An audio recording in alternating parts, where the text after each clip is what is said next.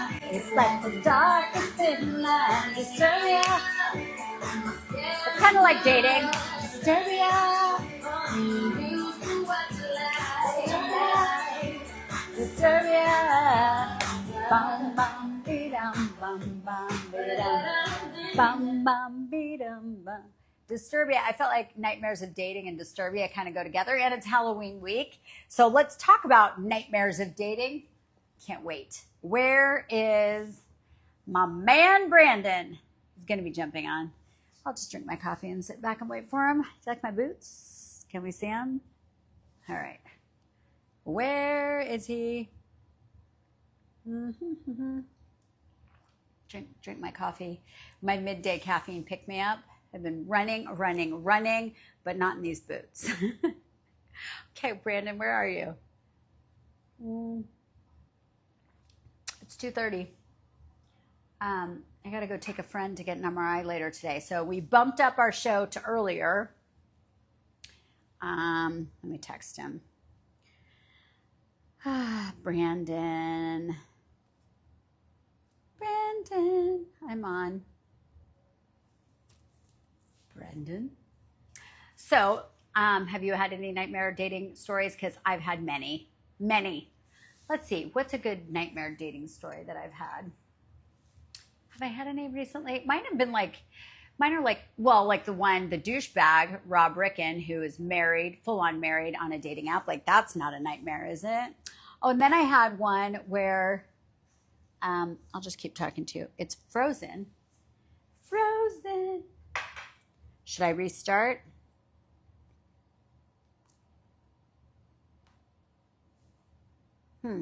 He says it's for, oh, here, a request. Okay, there he is. Let's see.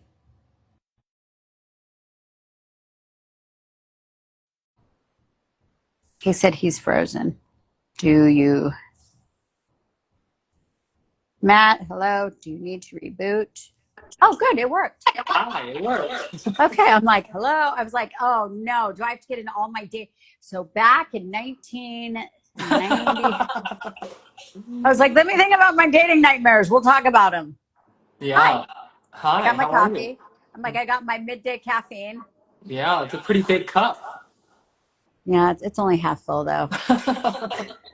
It's okay. It's gonna pick me up. How's your day? Good. It's been a busy week and I had a Already? lot It's of, only Tuesday. I know, I had a lot of coaching sessions yesterday and it's what inspired our topic just Oh, because a lot of people are feeling defeated by the modern dating right it's how I now. feel. It's how I feel pretty much every day. You're not alone. I mean, dating is a lot of work. I call it the dating drudgery. You know, it's a necessary evil It is. to be able to get into a relationship. But modern dating is a nightmare. It's a mess. Hey, have you seen, by the way, that Bethany Frankel is working on a new dating thing? No, I haven't. Oh yeah, she's going for it. Is she creating like a dating app? She's got something up her sleeves. Like she's trying to like say how amazing it is and it's working and she's got people dating from this, but she hasn't said like how. But she's talked about, sorry, Brandon, she talks about matchmakers being horrific. Modern dating sucks. I know. She talks about matchmakers being horrific. Not that they just don't work. That was what her words. And then she talked about the dating apps just not like something needs to change. Right. I mean, so right now, one of the big reasons why modern dating sucks is that it's really hard for people to genuinely connect. So, you know, there's a lot of reasons for this. You know, there's a lot of socio-political and technological influences creating these problems in the modern dating culture. And, you know, we've talked about how online dating has increased first date pressure because now people are expecting, you know, the fireworks and they're expecting to hear the perfect story about somebody, the perfect biography about somebody on date one. If it's not being delivered in the perfect way, in a way that's not triggering them or making them Sure. question things or making assumptions, then they're not going to continue to invest in someone because they have hundreds to thousands of options at the tip of their finger. So it's like Yeah. it's on to the next. So it's a lot of pressure because before online dating, you know, people were dating in their communities and their social circles. through friends, family, Feels very fake. Is and one comment. yeah, I mean, it is. It's unfortunate, but before online dating, people gave one another a little bit more grace, a little bit more opportunity to try to get to know each other. So that's one, big issue with modern dating. We also have a loneliness epidemic. Less people are getting married. There's more singles, and there's a loneliness epidemic. There's been a So lot of hold research. on, Brandon. Yes. This is why people own dogs. Yeah, so they're not I just lonely. wanted to throw that out there. People are opting for dogs. Yeah, one dog though, or maybe two. Only two are mine. Only two are um, mine. To be fair, only two are mine. Go ahead. yes, that's true. Sophie left, she left you with with two of her dogs. Yeah. Um, so I really wanted to talk about this because as I said, I had a lot of coaching sessions early on this week, or well, just yesterday, and I was talking to a lot of my clients about different things that they're encountering in their challenges in connecting with people in the modern dating culture. Some of these people are working with matchmakers. Some of these people are just trying to date online or out in the wild. Some people are trying to meet through friends, family, through community, and it's a challenge. Um, and so I want to dive into some of these stories because I think that these will resonate with a lot of people. And I think that Sure. it's going to, we can talk about ways that people might be able to overcome some of these issues and these horror stories. So there's this term that I coined and I call it romantic criticizing. So instead of romanticizing, people romantic criticize. Okay. And what romantic criticizing is when we start to put people down before they let us down. And so this is where, like, for example, let's say that you go out on a date with somebody and they do not they're not texting you or they're not reaching out to you or not asking you out at the pace that you want or you think that they should be. And so this makes someone think that that person's not really interested. Mm-hmm. Because if they were interested, they'd be texting them more. They would have already got the next date on the calendar, or they would have called them, or they would have asked them how their day was. All these little pitfalls that you and I've talked about when technology entered the dating room. Yeah. Um, and so then people will start to criticize the person, the romantic candidate, right? Instead of Right. romanticizing them, of like fantasizing about how great they are and how great the relationship could be and how wonderful they are, they start to point out their flaws. You know what? They're not that great anyways. You know Well, what? They don't make as much money as I want. They're not as thin as I want. well, it helps you. It helps you to not get hurt.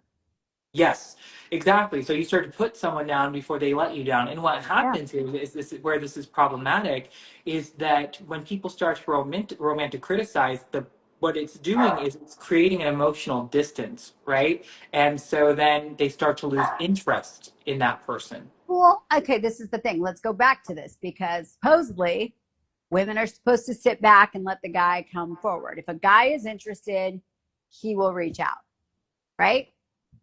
From So a they're traditional perspective, yeah. okay. So the girl's sitting back waiting, and then she's like, "Well, he wasn't that smart. He doesn't have that much hair because he hasn't reached out. He hasn't reached out. He hasn't reached out. He hasn't reached out. She doesn't reach out because he hasn't reached out."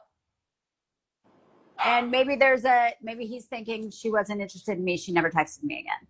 Right. It could be like so this goes to that idea of like courtship scripts. So I did this focus group and survey on over 200 men, it was 200 men and women to try to understand how they perceive the modern courtship. How it should be happening, what should be happening, at what pace it should be happening at. And there wasn't a strong consensus among the men. There wasn't a strong consensus among the Oh, geez. women, and definitely not a consensus among the men and women. And what I did find was that each person has this pre-written courtship script in their head of what should be happening throughout the courtship. And Mhm. oftentimes, they're not syncing up. And Right. when two people are reading from different scripts, it creates miscommunication, false assumptions, and issues and conflicts that doesn't mean that the two people are not necessarily a good long-term match. It just simply means that how they think the courtship should be happening is very different, and they make the assumption that everyone has the same courtship script as they do. Right. So if the girl's sitting back thinking that it's the guy's job to text, but the guy's going, I don't think she's interested. She hasn't texted me, right? Yeah. Yes, well, and so with this case of like romantic criticizing, so I had this client, I was talking to her, and she met this guy, and it was through a matchmaker, and she's like she liked him. She's like, I feel like he meets my criteria. He expressed interest in her. He said that he would like to see her again. So they went out on 2 dates, and then by the time we were talking, she was expressing frustration. She's like, he's good looking and he's smart and he's successful, but she started to criticize him. And I'm like, Mm-hmm. wait, it's like, so this is very different than what you said right after date one. I'm like, what's changed over the course of a week? Okay. And well, I think because all the facts are still the same. I was like, all the details that you collected about him on date one are still all the details that you have now, but yet your perception about them has changed, which Okay. told me that it's not anything that he's done necessarily or about him that doesn't, in terms of him being a good match and the criteria, it's more that something in his behavior has changed in terms of the courtship and how he's Okay. pursuing. So what was it? So he was not texting her as much as she wanted, Ah, which seems kind of wild. And also, like, second date, he invited her over to his house. but it's kind of an Um, affirmation of their feelings, right? If they're reaching out to you. Well, and they were talking they were talking, she said, about every other day. He was it was light texting. He wasn't super, effusive with compliments over text. They had a few phone calls. But he did ask about getting the next date on the schedule, but it wasn't as fast as she wanted. Like she was like, well, if he was really excited, he'd be Right. wanting to see me like the next day, as opposed to saying we'll get together in like about a week and a half. And so she had this pre-written courtship script in her head about how fast things should be happening, how frequently they should be seeing each other, how much he should be texting her, the types of things he should be texting her if he's genuinely trying to court her and Right. pursue her.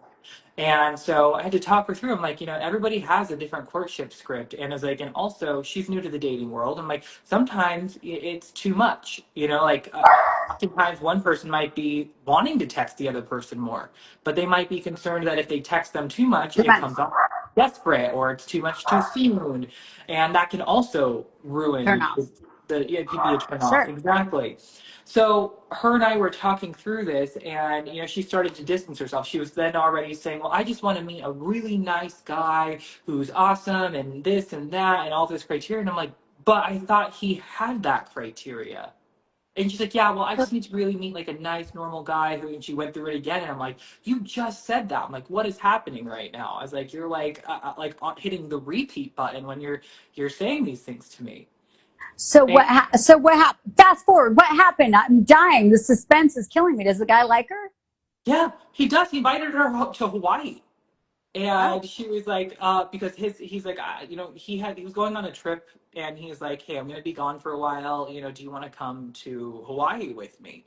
And it was the third date, so she felt like that was too soon. And I'm like, so now it's too much. She's like, yeah, now it's too much.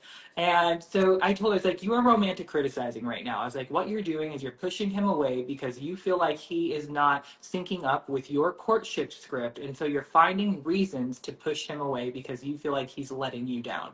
And I'm like, he's not letting you down. I was like, you just need to step away from your courtship script and relax. relax. Or you need to communicate to him what your expectations are for the courtship and see if he's willing to follow your script. I'm like, he doesn't know what it is. I'm like, Right. so I don't know where they're at now because it was just yesterday that we spoke. Okay. So are they going? Did she say she's going to go? She is not going Wait, hold on a to. second. Hold on. Happy birthday to you. Happy birthday to you. Rosie, wish Tracy Oh. a happy birthday. Happy birthday, dear I was like, wait, whose Tracy. birthday? It's like, not mine. Happy birthday to you. I just saw that Tracy just jumped on, and today is her birthday. Okay, now can you not bark? She's like, yes, I cannot bark. She's Tell your picking. sister to not bark. Her sister has the worst bark ever. Okay. Anyways, So I hope Tracy heard me sing. Sorry. So that she's is not okay. So she's not gonna go now. no, she is What the hell not is wrong going to with go. her? She is not going to go. Go. I Hey, know. oh my gosh. You need to go. I don't know your name. I don't know who you are. You need to send her this. Go. Enjoy. Right, Rosie? Rosie will go. Well, and it just goes to, I mean, it really goes to show that, it's like there's this balance. And again, it's like in her mind, Oh, certain things should be happening and it's too much or it's too you're little and right. it's too You're this and absolutely it's right. too that. And I'm like, you have to just stop. I'm Well, like, that is a really huge problem because you're right. The dance is real. The dance is yes, real. And if you don't do the dance, you're fucked. And if you do the dance, you can be fucked. And it's just, it's really, and it's not necessarily a game. It truly is a dance. right. Well, and part of this problem too, and I encounter this a lot, is that people assume that the perfect match equals the perfect courtship. And that's not the case. Yeah. Even if two people again are compatible and could be a good long-term match, that doesn't guarantee that they're going to sync up Right perfectly away. during the courtship. Yeah, they have Well, to learn about each other. There's a learning curve. can I just tell you about my parents? I don't know if you've heard my parents. Did you hear my parents' story? Maybe. So Refresh. my parents met. The very first dating thing that ever happened was done by Harvard Law School, Harvard. And my mom's cousin was on the team that create. I'm going to kill them. My my mom's cousin was on the team that created this Harvard dating app, not an app, but a dating system. And it was a punch card. You don't even know because you're so young that we'd circle in. Maybe you have this circle in the little circles when you take a test, Yeah. and it would be read by the thing that you would punch it in. So, anyways, my dad did it for sport. My mom did it because her cousin said you have to do this because he was on the team of this thing. So my mom does the dating thing, and my dad's doing it for sport. So he would say, "Hey, meet me out front of whatever," and he'd do a drive by. And if the woman was attractive, he would go in, and if the woman wasn't attractive, so my mom and dad met. They went on like 5 dates, and it fizzled out. So kind of like this woman that you're describing, right? Like she went on it, but they never really connected 100%, and they just both stopped calling each other. And a year goes by, and my mom decides to send him a holiday card, and Shoot. they were both living in New York. She sends the holiday card to his mom's apartment, which is where he lived with his mom.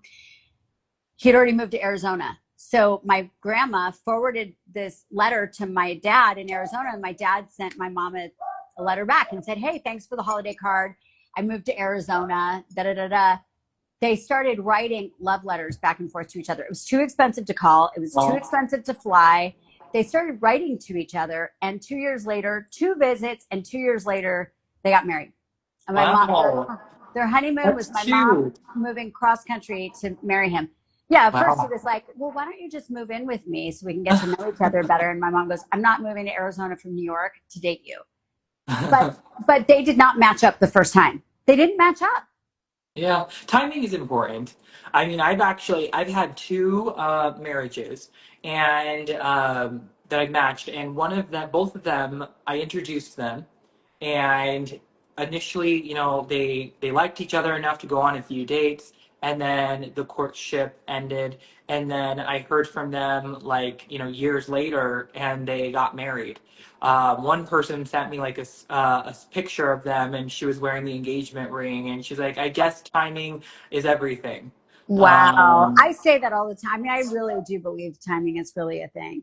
Yeah, I mean, it's true. Like, I do think that there's an aspect of timing that's important. Sometimes people just have to um, work through things. They're not ready for a relationship. I encounter that a lot with matchmaking. People want to pay a matchmaker right after divorce or the loss of a partner, or they haven't even actually dated a lot, Yeah. and they just want to work with a matchmaker and expect magic to happen without have actually done the work or preparing themselves, Right.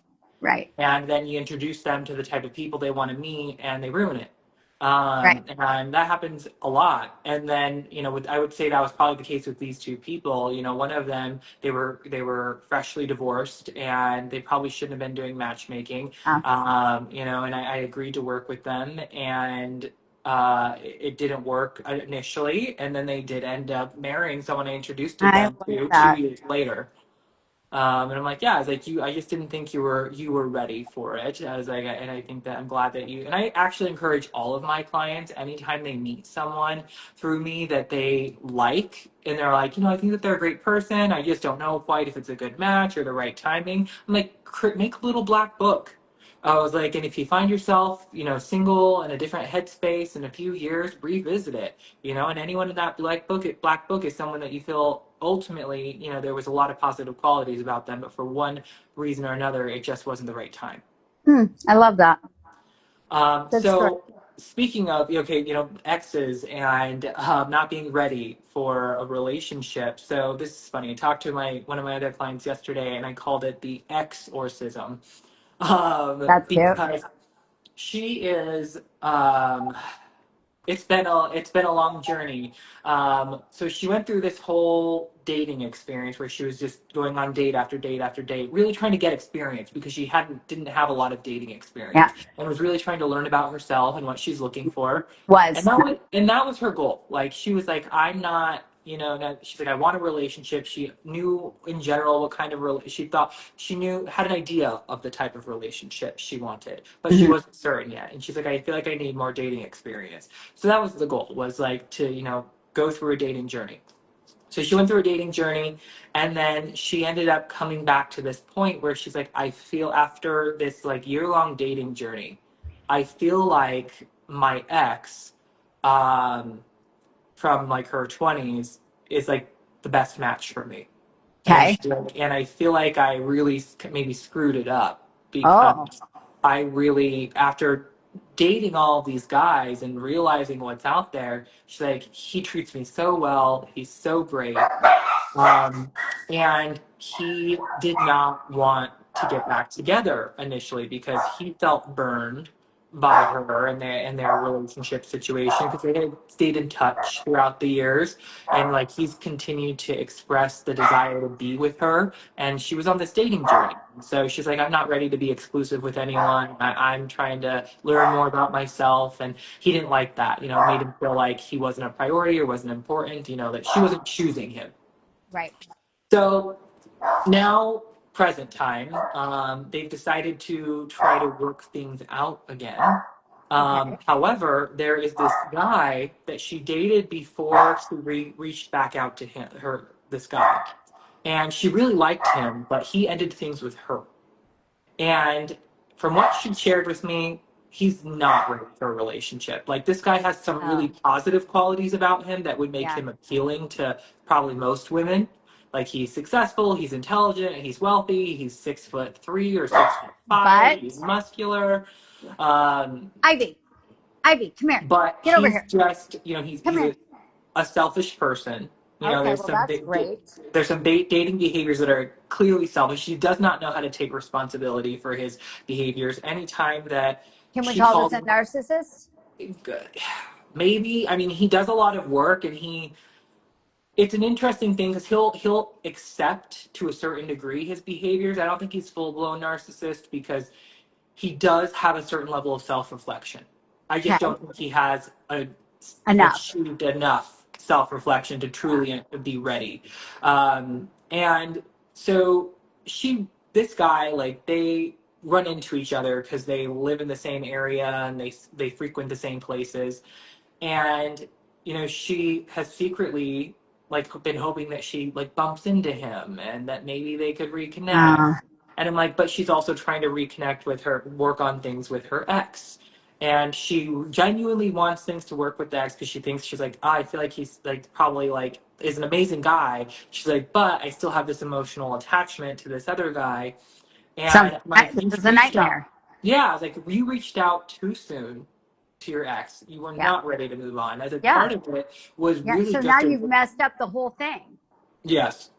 I mean, and really, what she was doing was, trying to make herself feel better. Of Like, course. she knew by reaching out to this ex that he desired her, because she felt rejected. So she knew this guy desired her, and she knew that he would. Okay. How many women have done this? And men, honestly, right?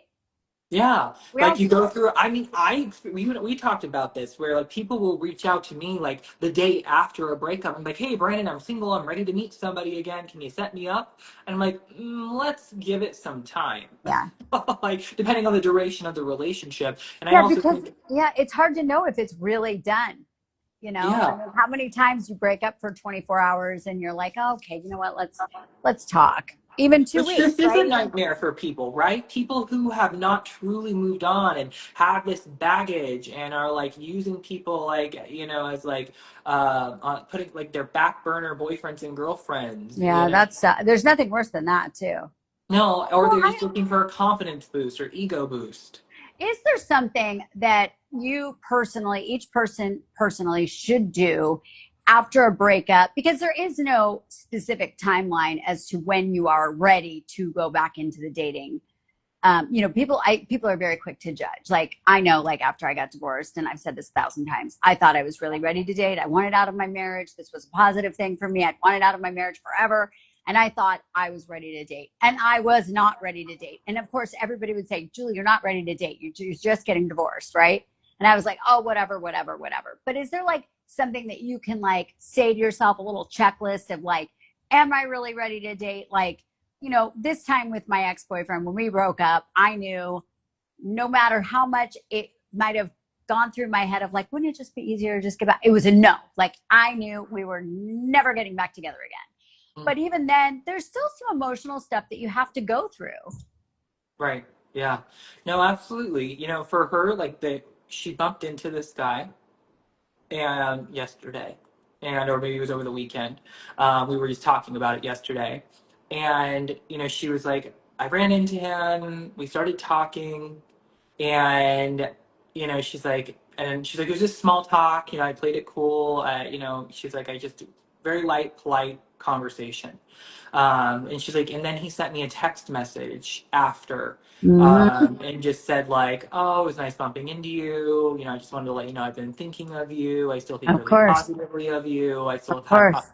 but Door even open. when they were breaking up, he said the same thing to her. He talked about how great she thought she was and how he really cherished their connection. But he's like, I just don't feel like this is like the romantic relationship I'm looking for, the And romantic connection I'm looking for. and when they tell you, believe it, right? Right. So she was, she asked me, she's like, I don't know how I should respond to this. I don't want to read, should I read more into it? And I'm like, the No. message is the same. I was like, there's nothing different in the message that he said to you. He's just trying And to be the good guy. right, that's exactly what I said. He's trying to self-soothe. He wants to feel I better have my about PhD in himself. this now. I, Yeah. I was like, he doesn't want to feel awkward. He doesn't want to feel uncomfortable. He doesn't want you to think negatively of him. yeah, he doesn't Uh, want to be the bad guy. He wants you to be like, right. okay, well, he still cares about me. Yes. No, he doesn't. But before I dived into that with her, I did ask her, I was like, how did you feel like about him Mm, bumping into him? And, she was like, I would be lying if I said that I haven't been hoping that it would happen. And I'm like, sure. so that's a sign that you're not You're fully not moving over it. on. Right. And I told her, I said that you need to be the one who closes the door. I was like, and even though he was the one who ended things, you have to decide to close the door as opposed to that person closing the door and hoping that they're going to open it again at some point. Hmm. So I think that that's the thing that people should be doing is they need to say, have I closed the door? Like if this person was to reach back out to me, say they want to get back together, or if they were to change this or change that, Yeah. would this make a difference? If those things are still there, if you're still having those thoughts, then Then you're you're not not ready. ready. Right. You And need you to don't want close to the bring door. somebody else into your life if you don't have that figured out. It's not fair to that Right. other person. Yeah. I sent her a funny meme of The Exorcist, and I said, the power, and then I said her name compels you, like, be Love it. gone, filthy spirit. Like you literally need to make a gesture, whether it's actually telling this person, like, hey, it was great connecting with you. I don't mind being cordial or polite, but it doesn't need to go beyond just like a, hey, how are you type of thing. I'm not Yeah. looking for a connection beyond that. Or, some people like to, we've talked about like blocking or deleting on social media, deleting their telephone number. Those are all symbolic gestures to Yeah. close the door because that person could get in touch with you if they want to. You're exactly And so right. it's really just a symbolic gesture of I am closing the door. I'm clearing this person from my It's space. so funny though now that we have to do that. We have to like block people. We have to like move it because it's like, okay, are we like I'll hear from people and be like, okay, are you not a grown up? They can't look at your stories. They can't see. No, they fucking can't. Goodbye. Well, and for you, it's also symbolic, right? It's not just that; it's a symbolic gesture of like I'm trying to clear you from my space. Like I don't want you haunting my story, my comment, my feed. I don't want that presence there because it prevents me from moving Moving on. on. My mom, like my mom's turning 80, right? Like she doesn't get it, right? She doesn't get any of this, by the way, because she's been married for 55 years. And it's completely foreign to her, this whole like blocking people and, all of this. But, it's a much different world these days. And it is really difficult to move on when you have them looking at your story every other day and, whatever. Yes. So I told her, I said, you need to close that. You need to be the one who closes the door. I was like, and until you do, you are not going to be able to move on. And sometimes that's just accepting that this person is never going to be the person you want them to be. I told her, I was like, add them to your little black book. And if things don't work out with you and the You guy want to that with it? you're trying to reconcile things with, then you can revisit. As like, but as like even that gesture shows that he's not taking into consideration your feelings because they had a conversation. Her during their conversation of the about the breakup, talking through the breakup, she expressed that he said, "Can we still be friends?" And she told him that that's not something that she feels like she can do. She feels really strongly for him, and Yeah. I'm like, so him doing that is like keeping you hanging on in a way to make For himself feel better. He knows like you told him that you are not capable of like having these types of exchanges or interaction and then being able to also move on. But yet he decided to do that anyways so that it made him feel more comfortable and less awkward bumping into you. I'm like, that is very selfish. And he, even in his message, he stated, I don't know exactly what I'm expecting from this. I'm like, well, think before you message. And so I think that is like that's a modern horror stories. One, it can be really hard to escape them, right? Just like Freddy Krueger, they pop into your head, they pop into your dreams. It's like these intrusive thoughts. You close your eyes for a minute, and then you're having these intrusive thoughts and feelings about your ex, or you see him on social media. So I do think that people need to have an exorcism to move on. Oh gosh, yeah. Whatever that means to them, symbolic gestures, right? Is like whatever symbolic gesture to someone. And the question they should be asking themselves is, do I want it? If this person wanted to open that door, Would I take them back? yeah, exactly. Would I step through? And if there's any thought of, yeah, I would, then you're not ready to move on. So, Yay. Okay, we have to talk about because I got a message about nightmares with the whole sexting thing. Which, by the way, there are so many laws now that really protect you with that. People have to be very careful. mm, yeah, sexting, I think, is very dangerous. Like because people will blast your personal information, or even if someone's phone is hacked. Um, But now it's really illegal. Like you can really go to jail if you post somebody's. If I were to send a naked picture to a guy and then we break up and he's trying to be a jerk, right? And he goes and posts my picture or sends it out. Like that's very illegal to share my the pictures. pictures, but not the text dialogue. So if somebody is like just like sending dirty text messages, without photos, even that, Yeah, someone who can, was that had those 30? It was like a college or a professional football player who sent like some really raunchy. Did you see that? It was in the news. He sent some yeah, really raunchy messages to some girl, and she shared it. yeah. I think that it's just dangerous from like a privacy perspective. Those are very intimate exchanges, and but also I think one of the scariest parts about that, depending on the stage that someone's in, the courtship or relationship, which a lot of people are doing this more during the courtship, is they are creating a sense of false intimacy. Like, and so I find that people during the courtship will oftentimes, get too sexual or too flirty with the keyboard confidence. Mm. And then they meet in person and that level of intimacy isn't actually there.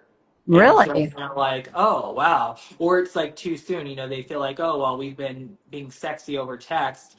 And then maybe they meet in person and that's the primary focus of that interaction Mm. too. So the person's no longer trying to get to know the person as a It's all actual sex. partner. It's too over sexualized. So I don't think that sexting is a good idea unless you are in a relationship. Okay. So, and Well, what about like long distance? You're probably better off, like, hate to say this, I'm just being creative here. FaceTiming. I don't know. Is that yeah, better? right. The interesting thing is that people will, they'll sex through actual texting versus like a video message or something, or even over the phone. And it's that keep confidence. It's like two people might be texting sexual messages to each other, but then they don't want to do an actual phone call because that would be awkward to say the things that they're saying over text over the phone, which to Mm. me is again false intimacy. Right? It's like Yeah. if you don't feel like you can say it in person, you probably shouldn't say it over text message. And that shows to me that the relationship's not actually, it's not actually a deep relationship, that there's not a level of safety there and comfort there. Because when you're in a comfortable, safe relationship, you should feel comfortable sharing these sexual fantasies and vocalizing them to your partner. But a lot of people never achieve that level of intimacy in their relationship. At Which is all. why- no, exactly at all. Which is why there's like a lot of relationship dissatisfaction, and we've talked about one of Yeah. the major contributors That's to another divorce. that's another nightmare, is when you are not sexually on the same page. Yeah, yeah, absolutely. Like whether that's having certain kinks, we talked about. You told me a story. Let's talk about pegging. Yeah, you have told me, you enlightened me. I mean, I've heard of this, but you told me an actual story where a woman was dating a guy for a while and then he asked her to peg him. Oh yeah, that'd be me. Oh, okay. Let me just be clear. I never pegged anybody. That to me is a deal breaker for me. Like, that is a deal breaker for me. I'm sorry. I don't think I could ever look at a man the same way. Like, if that's what you need to go find a man or some other woman, not me. And that made me feel really bad, actually, to be honest. It makes me feel like, then why are you with a woman? It I doesn't, mean, it doesn't make me feel like, yeah. I mean, I can understand where a woman would have that feeling. I think from just like playing devil's advocate from a biological perspective, a man's G prostate. spot, I yeah, know, is but there. okay, So okay. But let me just put it to you this way. There are other ways to get to that man's G spot than to put a fake yes, that is penis, also fair. That is fair. There are other right? ways. Like, then for me to strap on a dildo and get you there. I think that action is weird to ask of your girlfriend or any Yeah, woman if you're straight, in my opinion. I can understand that perspective. I see that, and I will admit, like again, I think that sexuality is complex, and what people are turned on by psychologically, not just physiologically. But I agree. I mean, like just thinking through it rationally, it's like, well, I think why if a do you man want is that? thinking But about wanting a penis in his butt, then you don't want me. yeah, like, well, you're like, I have if some you're friends I if could introduce you to. if you're going for a feeling, I get that. There's a way to get that feeling without doing that. Yes, yes, that Okay, is fair. you are a gay man. I mean, do you think that a straight man would want that? I mean, I've heard men who identify as straight or claim to be straight ask Okay, for but do you that. think they're identifying and claiming? Do you think that they are? Do you think that they are actually? This is just a really good question. Or do you think, being a gay man, that they are afraid to be who they really are? Because there are plenty, let's face it, there are, I'm sure you would agree, and you've seen it. I'm sure you've been hit on or seen the eyes by a married straight man or been approached or whatever by a straight man who is in the closet for the rest of their lives. Yes, yes. Um, I personally, I mean, I would agree with you, but I always also want to hold space for people to maybe be who they are, if that makes sense. Like, I don't always, if somebody is telling me, like, no, I am absolutely straight, I just like this, I will entertain that and say, all right, you know what? Like, if that's what you're claiming right now, I will let you claim it. I hope that it's true. I will let you Um, claim it. Yeah. yeah, but I might have my doubts similar to you. But I was like, and then that's where I could see as a woman, where if you're like dating a man, like, you know what, you might be telling me the truth, but this is making me a little bit concerned here. So it's not a risk that I'm willing to take. Because that is a Well, risk as a because I relationship. want a man to be wholeheartedly turned on and into me. Right. And you don't want to waste years of your life with somebody who maybe genuinely, who's just not in an authentic relationship because they're inauthentic to themselves. And also, how about this? Like, I met years ago this guy who had a massive foot fetish, and for me, oh my gosh, we have feet of the grandma. He has a foot fetish, um, and he does, and but he loved my feet, and because I wear all these beautiful shoes, so I was like, oh, he's complimenting me, like, yes, look at my shoes, look at my feet, whatever, fine. But his relationship, he was married, and his relationship, I assure you, he got divorced. All he wanted to do was fuck her feet. And sorry, it's true. And we became friends.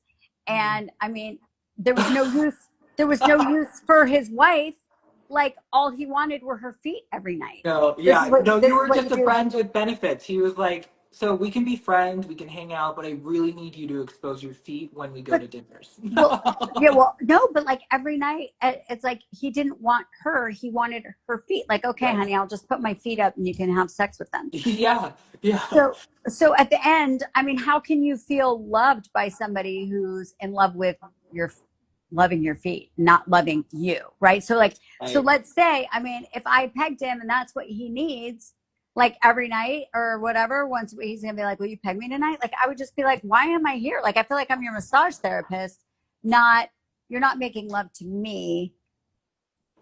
Yeah, I mean, fetishistic disorder is an actual psychological disorder where when they have that, they have the inability to feet of the gram. Oh, he feels attacked. Don't feel attacked. I'm not. We're not attacking you. It's just it's. But this is what my experience was with this particular Yeah. person, and I And actually, it, and it, I actually feel bad for him. I really felt bad for him. I don't know. I don't know if he does gram. I know he loves feet, but I know that this was this guy's situation. Is that that's what he wanted? And no wonder his marriage was failing because what he wanted was her feet. That's what turned Yeah. him on. Well, And, again, there's either and foot fetish is a very popular fetish. There's other fetishes as well, and when and I'm people sure they have the look different. And I'm sure each person's fetish is a little bit different too, right, right? and when they, to your point, like there's a difference between having like let's say a sexual predilection of like I'm turned on by feet that like someone's foot or legs or a butt or Sure, breasts sure. or lips, whatever. There's these erogenous zones that gain sexual capital. uh, Stuffed animals when you're dressed but up like a stuffed animal. No, I'm just kidding. but when it borders into the fetishistic disorder is when what you're describing, where the person cannot be turned on without that object present. Right. And so, and it can create problems in the relationship. So, and I Yeah. actually had a client who I wasn't aware of this when I started working with them, but what ended up surfacing was that he had a fetish for women in heels and pantyhose. Okay. And he eventually disclosed that he could not sexually perform if a woman was not wearing heels and Heels and panties. pantyhose. And so I'm like, okay, I'm like, well, I mean, like that's kind of weird, but it's not weird. And a lot of men find pantyhose, but it was a clear fetishistic disorder because he was like, I cannot become sexually aroused It without this. affected the way he could live his life. Really. Yeah, exactly. And like, so it got to the point where any relationship, when he started dating a woman, and how it surfaced was that, um, he got to this point with this woman where they were going to be sexually intimate, and he Hey, was really Ivy, nervous about it. He's Ivy, like, hang on one second. Ivy, I don't know why they're being so bad lately. Ivy, Ivy, get over here now. Come here. Come here. She's the worst one. Get over here. Nope. Ivy, get over here. Come here. Come here. No, I don't want you. I want Ivy. Get over here. Get over here. Come here. Get over here. She knows she's in trouble. Get over here. Okay.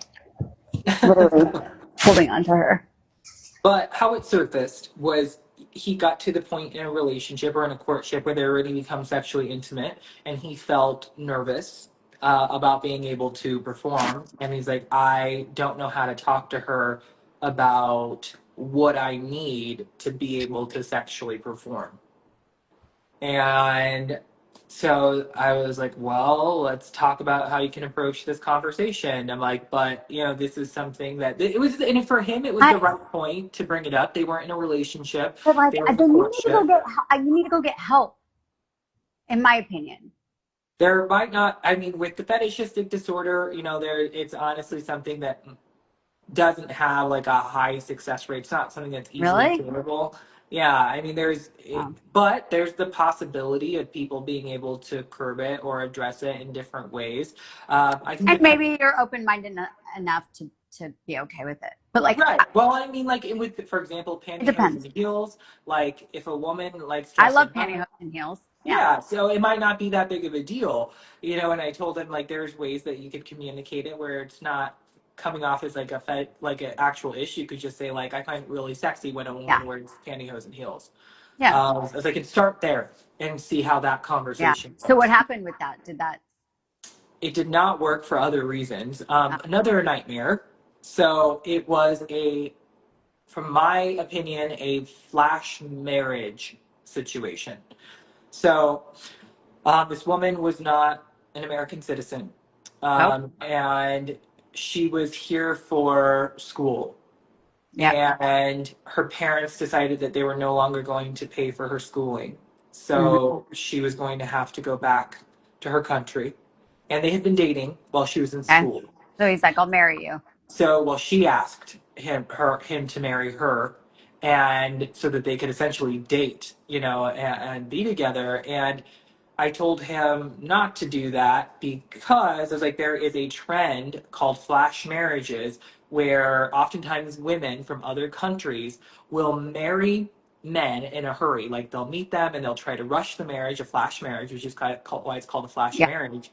And then they will actually go back to their country and then they will file for divorce. And what happens is it's really hard to hold them accountable to the US legal system at that Mm, point when they're in the other country. And so right. this thing could just go on and on and on and on. And you could imagine this perpetual divorce situation, right? And so eventually what will happen is the men will concede to the divorce settlement Of that they're course. requesting just to get it over with. That's a nightmare. And it's their way of getting money. And there was actually dating services in other countries who were connecting men with women in other countries. The To women do would marry this? them within a few months, and then they would Wow. go back to the country, and then they would do the divorce. Would be this ongoing thing for years, and then eventually the man would just concede and say, "What do you want? I will give you So what you here's want." another reason not to marry somebody that's out of country, especially if it's quick like that. Yeah, exactly. If they're pressuring for a quick marriage, a flash marriage, that's Yeah. another nightmare situation, right? Horror story. So he was almost a victim of a flash marriage as he actually had asked me. He's like, should I marry her? And I was like, no. I was like, you two have not, I was like, you haven't even been dating a year.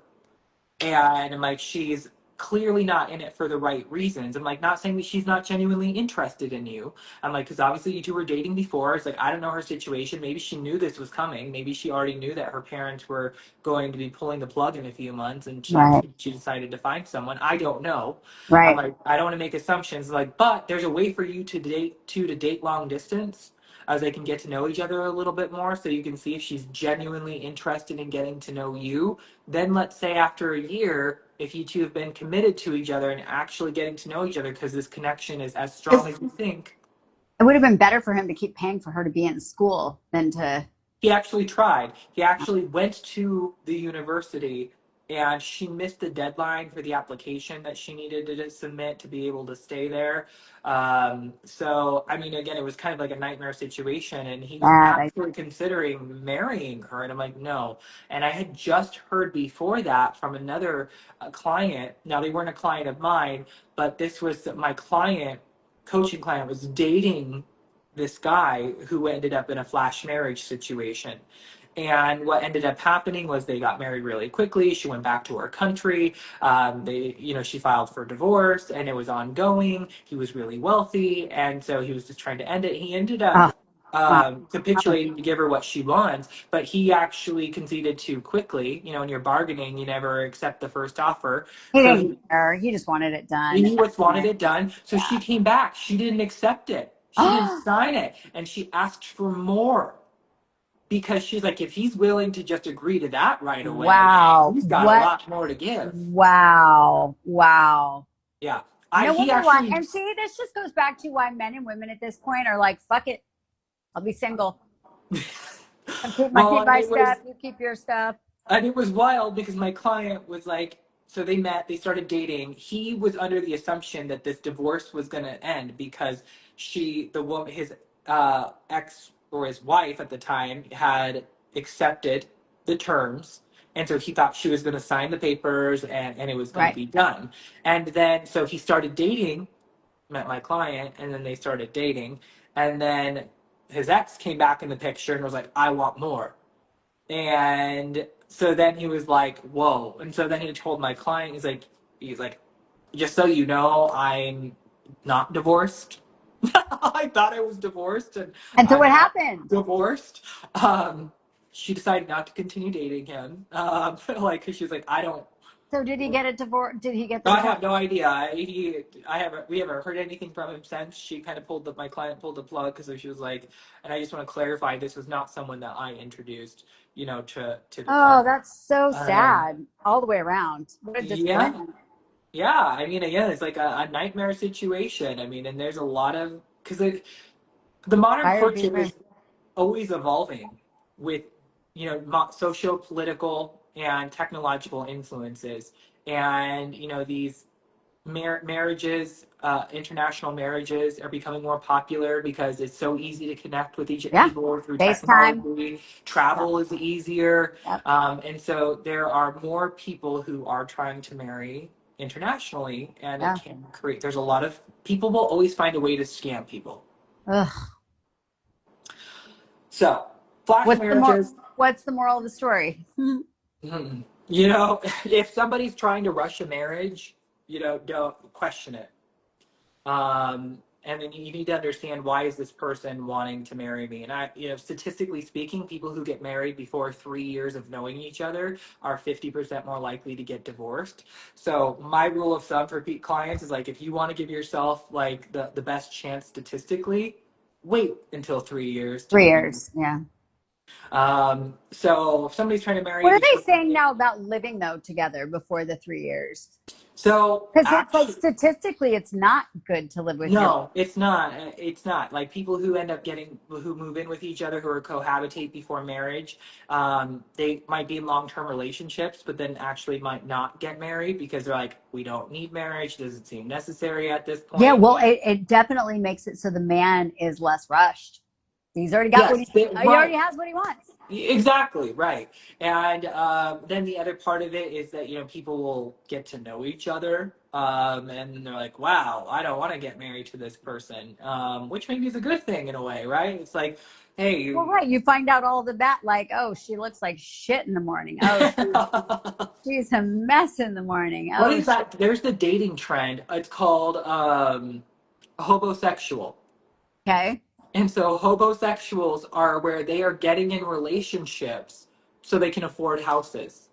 And so it's like the idea of like, Oh, let's because like, two incomes can afford a yeah, nice let's house. move in with you, or like one person will move in with the other person, and their main goal is like just to Save get money. live in their house essentially. And so, or they're like, ah, I can't afford this on my own. Like, let's cohabitate, and then they stay together because they need Well, each I think other. that's why people primarily are doing. That's another point too. Is that once you're cohabitating, it makes it so much harder to break up.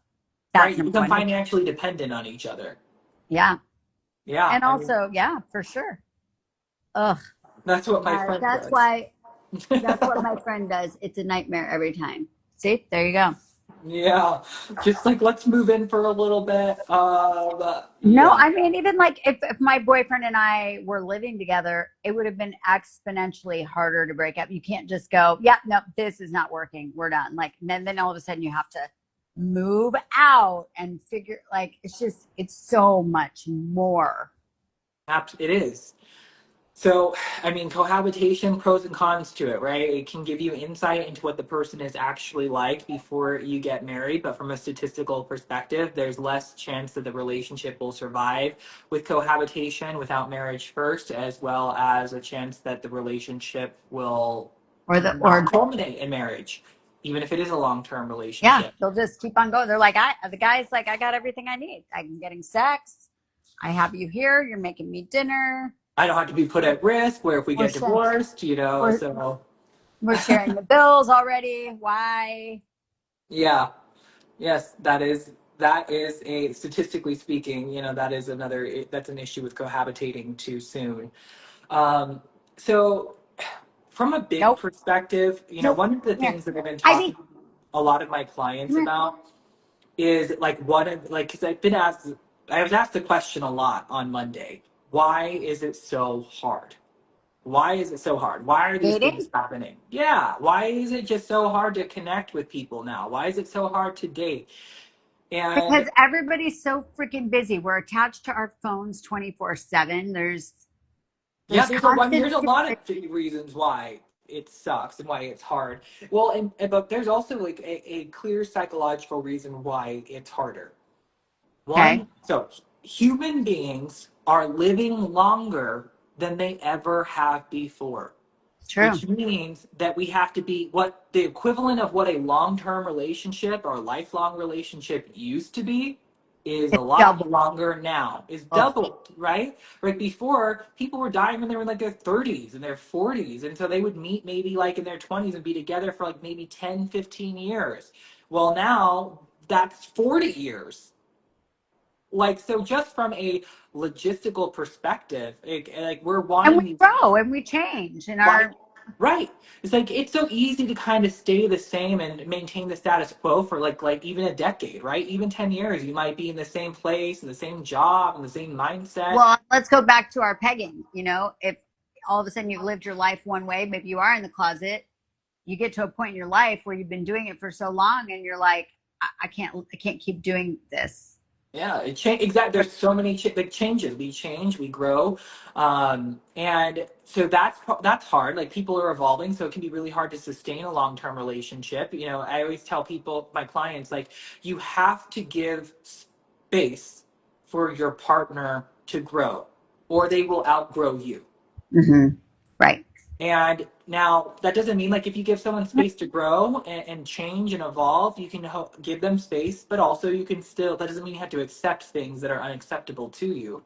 It can just mean that, you know, if it ever hits a point where it's an irreconcilable difference, you know, that's when people explore relationship dissolution. But you have to give people the room to grow, but it makes it harder to maintain a relationship, right? Because you marry or you commit yourself to one person and then they turn into someone else. Yeah. And even I'm from an not, I'm aging not even, perspective, right? yeah. Think about that. Like when before people were not living as long. So it's like we didn't witness the level of decay and decrepitude as we do now. And Yeah. it's like you marry one person and then all of a sudden you turn into someone else just through aging and health issues. Yeah. I mean, let's face it, like that's what men oftentimes do, right? They divorce their wives and trade her in for the newer model. I hate to say that, but it's very common. Yeah. And again, it kind of makes sense over the lifespan. It's like we're expecting these lifelong relationships that before we just weren't living as long. Yeah. So there's that part of it, right? Also, from a hormonal perspective, our bodies were like the more mammalian part of our brain, animal part of our brain, which is what regulates our hormones, it wasn't designed for lifelong monogamy. It was what it's intended for is to motivate us for genetic survival through Right. procreation. And so, if you look at how when our bodies are producing hormones when we're in this honeymoon phase, our bodies will, on average, if we're really being hit with Nope. that dopamine and the adrenaline and endorphins, it really lasts for about that honeymoon period, hormonally speaking, lasts about 3 years. You know, there's key points at which it can dip Right. before that. Well, guess what? 3 years is like at 3 years of age, 2 to 3 years is you when the woman usually will stop breastfeeding the Ah. baby. Ah. So it makes sense from a biological perspective for a man and a woman to be hormonally attached to each other strongly for about 3 years because that helps guarantee genetic survival through their offspring. Because the woman, when she's breastfeeding, is vulnerable. She needs to be able to feed the baby. She needs her partner to help support her. And protect and provide during that period until she can wean the child off and can venture off and go get her own food. Right. And so, from a hormonal perspective, our bodies were not designed for lifelong monogamy. It's the human brain, the prefrontal cortex, which developed later in evolution, that told us we want a lifelong partner. Told a lot of people that means monogamy, and we also want to marry for romantic love. It's like so those two things don't quite connect with each other because the prefrontal cortex is the logical reasoning, saying I want lifelong monogamy for these reasons. I have these romantic ideas of what that looks like and what that means, and then we're relying on that mammalian brain or the hormonal part of our brain and our body to say, oh well, this is how I'm going to make my partner choice. I'm going to rely on Oh, my hormones instead of the logical part of my brain. messed up. And it's like, well, if you're relying on that hormonal part of your brain, keep in mind that that brain was not designed to help you pick a lifelong monogamous partner. That brain was designed to help you pick someone to copulate with for genetic survival and maybe last around 3 years on average. This is going to be really interesting how the world turns. Right. Well, and Thank you. so and that's kind of a nightmare too, is that people are relying on the wrong brain when they're trying to make a lifelong partner choice. Which you and I've talked about this a lot about, like, focusing more on lifelong things that actually would contribute to lifelong Yeah. compatibility from a logistical perspective. Yeah. Yeah. You got Use to the have a little Homo bit more. sapien part of your brain, not the mammalian part of your Yeah. brain. You got to have a little bit more than sexual chemistry. Not that the sexual chemistry doesn't need to be there, but you really got to like the person and get along. I can't believe it's already been an hour. We could talk on this for hours and hours and hours, but I have to get out of here. Today is crazy day.